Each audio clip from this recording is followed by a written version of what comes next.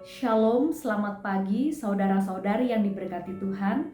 Bertemu kembali dalam program Renungan Pagi GKE Banjarbaru. Renungan pada pagi hari ini mengangkat tema Hiduplah dalam Pengharapan, didasarkan pada Yeremia 23 ayat 1 sampai 8. Dan saat ini saya akan membaca ayat 3 sampai 6 yang berbunyi demikian.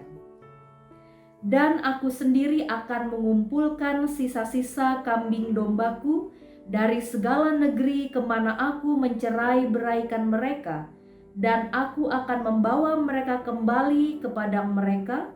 Mereka akan berkembang biak dan bertambah banyak. Aku akan mengangkat atas mereka gembala-gembala yang akan menggembalakan mereka, sehingga mereka tidak takut lagi, tidak terkejut, dan tidak hilang seekor pun. Demikianlah firman Tuhan.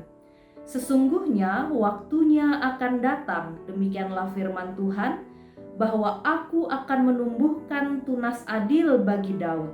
Ia akan memerintah sebagai raja yang bijaksana dan akan melakukan keadilan dan kebenaran di negeri.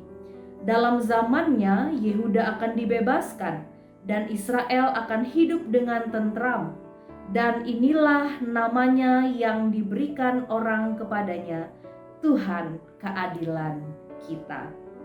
Saudara-saudari yang diberkati Tuhan, peristiwa kejatuhan Yehuda dan pembuangan yang mereka alami adalah konsekuensi dari dosa yang berulang terjadi dari generasi ke generasi. Para pemimpin mereka tidak hanya membiarkan mereka seperti kambing domba yang tersesat, tetapi juga menggiring mereka untuk menjalani hidup yang sesat dan tercela di hadapan Allah. Berulang kali mereka jatuh ke dalam penyembahan berhala karena ajakan yang dilakukan oleh para pemimpin mereka. Namun Tuhan Allah tetaplah Tuhan yang penuh kasih. Ia sendiri yang akan turun tangan menjadi gembala untuk mengumpulkan kambing domba, yakni umatnya yang sudah tercerai-berai, dan memimpin mereka kembali ke padang.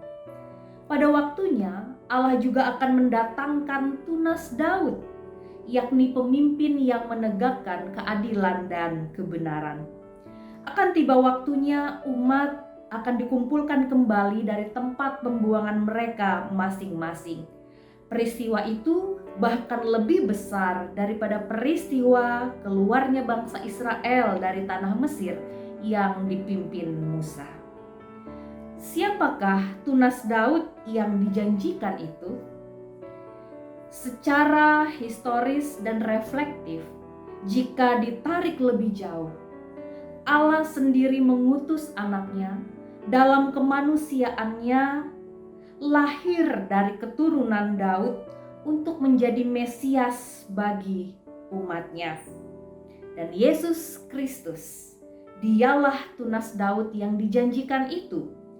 Dialah Mesias, Tuhan dan Juru Selamat kita. Tuhan Yesus mengatakan bahwa kerajaannya bukan dari dunia ini. Dan terjadilah penggenapan nas ini, bahwa kehadiran Raja baru ini akan jauh lebih besar daripada peristiwa keluaran.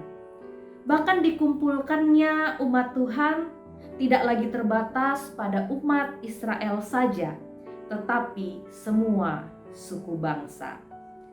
Saudara-saudari yang diberkati Tuhan, melalui nas firman Tuhan hari ini kita diingatkan bahwa Allah yang kita sembah dalam Yesus Kristus bukanlah Allah yang melupakan dan meninggalkan kita.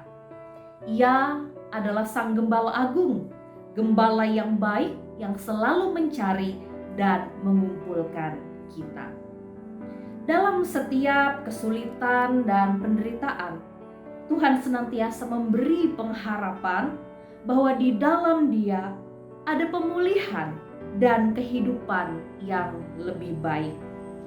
Ia juga meyakinkan kita bahwa Ia selalu ada beserta dengan kita Ia tak pernah meninggalkan kita sekalipun mungkin kita menderita karena menjalani konsekuensi atas dosa kita. Maka dari itu saudara, hiduplah selalu di dalam pengharapan hanya kepada Tuhan Yesus Kristus. Amin. Mari kita bersatu di dalam doa. Bapa, terima kasih atas renungan firman-Mu pagi hari ini yang sungguh memberkati dan meneguhkan kami bahwa di dalam Tuhan senantiasa ada pengharapan. Oleh karena itu Tuhan, kami mau menyerahkan dan menyandarkan hidup kami hanya kepada-Mu. Dan kami siap untuk menjalani hari ini dan hari-hari depan yang penuh dengan harapan bersama dengan Tuhan. Biarlah Tuhan senantiasa memimpin, menuntun, memberkati dan menyertai kami. Di dalam nama Tuhan Yesus Kristus kami berdoa. Amin.